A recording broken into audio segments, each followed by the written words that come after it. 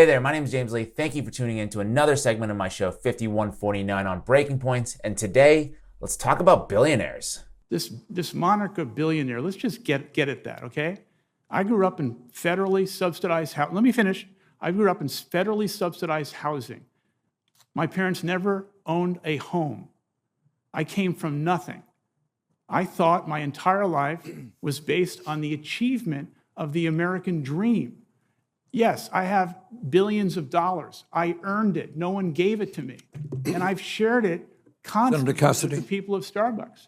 And so anyone who keeps labeling this billionaire thing, it's Mr. Shelton, I don't mean to cut you off. We have time limits here, and you have the opportunity. I'm not cutting you off. It's your moniker constantly. It's unfair. No, it is not. It's unfair. How do you guys feel about this? Is Bernie being rude to him? Are people unfairly demonizing billionaires, especially billionaires like Howard Schultz of Starbucks, a self-proclaimed, self-made billionaire? He seems to be not taking too kindly to this billionaire moniker. I scrolled through some of the comments on TikTok. People seem kind of split. I'll just throw up a few examples for you on the screen. Bernie's feelings and logic got hurt.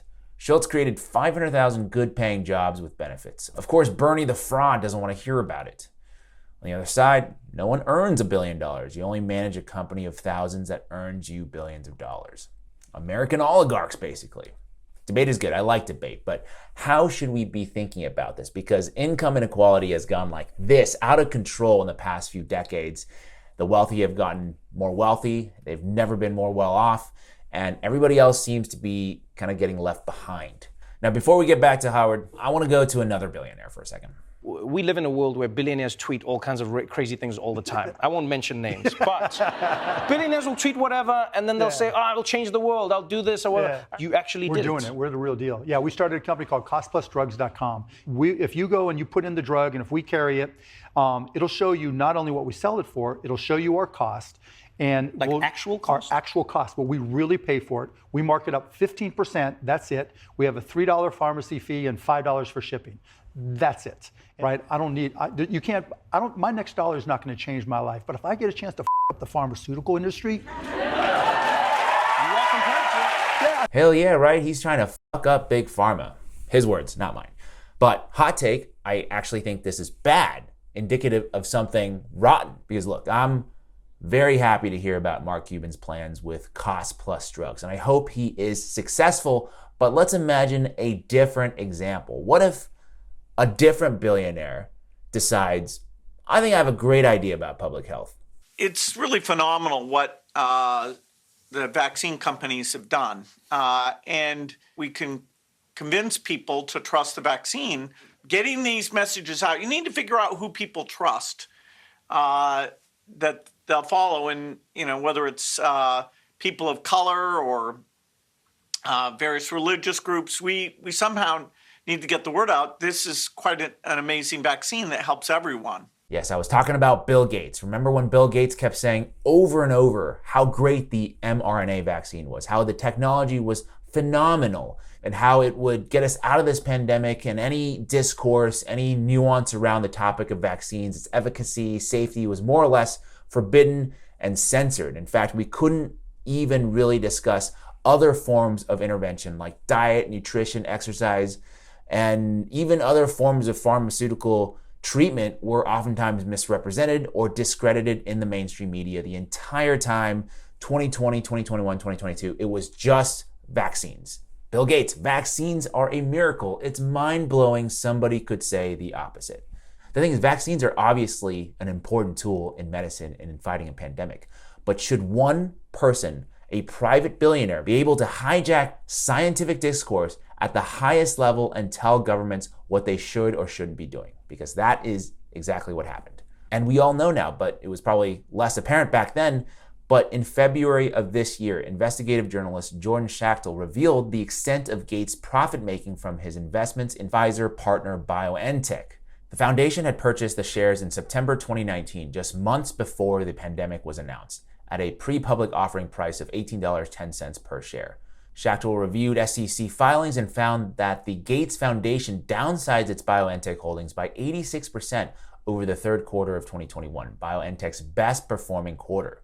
When the foundation sold the shares, At an average sale price of $300 per share, it pocketed a profit of approximately $260 million, or more than 15 times its original investment. Wow, talk about buying low and selling high, right? Now, would it be fair for me to say that his motivations are less scientific, perhaps more financial? Could that lead him to potentially obfuscate the facts from the public? We think we can also have, very early in an epidemic, a thing you can inhale that will mean that you can't be infected, a blocker, an inhaled blocker. We also need to fix the three problems with vaccines. The current vaccines are not infection blocking. They're not broad, so when new variants come up, you lose protection, and they have very short duration. So there are some issues and deficiencies with the mRNA vaccines now that you've sold your stake in BioNTech and made hundreds of millions of dollars. He's like, yeah, I know we all had a few problems with the mRNA vaccine, but going forward, we have this much better thing, a new type of vaccine, which we inhale through our nose, and that's going to be the real game changer. I looked it up, something called intranasal SARS-CoV-2 vaccine. The claim is that it is likely to prevent infection and transmission, also likely to prevent disease, a bunch of other benefits. It's made by a company called Bharat Biotech. Sounds like a familiar pitch. Bill Gates, his foundation, just happens to be also invested in this company to a tune of about $20 million. I don't know. I feel like this is kind of a fool me once, shame on you, fool me twice, shame on me type of situation. Will it work? I'm not sure. Maybe. We'll have to see. But the point is, or my point is, it's never our ideas getting implemented. It's never the will of the people. It's the will of the billionaire. I'm just going to toss a few other examples out there on the screen. For example, one of them has taken a liking into charter schools. Well, guess what? We got a bunch of charter schools now. They don't like unions. They don't think it's good for business. Well, let's make it really tough to unionize. And even if people do, they could still use the law to their advantage to drag out the bargaining process. And boom, union membership is at an all-time low. Social Security, not a chance. Just slash it, 401ks all the way. Any one billionaire in America can, on a whim, good idea or bad idea, whatever they're feeling passionate about on the day, or in many cases, whatever they think might advance their financial objectives, they are able to more or less implement any policy they like without electoral intervention, without the ability for the public to say no. The New York Times has termed this stealth politics. Now, is that the America that you want? Because according to the history that I learned, in 1776, the founding fathers of America came together to disavow the monarchy, to overthrow the king, revolution, war, to fight for democracy, for liberty. So why today do we allow a bunch of kings, call them oligarchs, call them whatever you want, but why do we allow a bunch of people who have never been elected to public office to rule the country? What is going on here? Just an observation, just something to think about. But let's go back to Howard Schultz to tie this whole thing together. Were you informed of or involved in the decision to withhold benefits from Starbucks workers in unionized stores, including higher pay and faster sick time accrual? My understanding, when we created the benefits in May, 1 month after I returned as CEO, my understanding was under the law, we did not have the unilateral right to provide those benefits to employees who were interested in joining a union. Starbucks Coffee Company did not break the law. And that clip illustrates my point exactly. It's pretty easy not to break the law if you have a hand in crafting the law.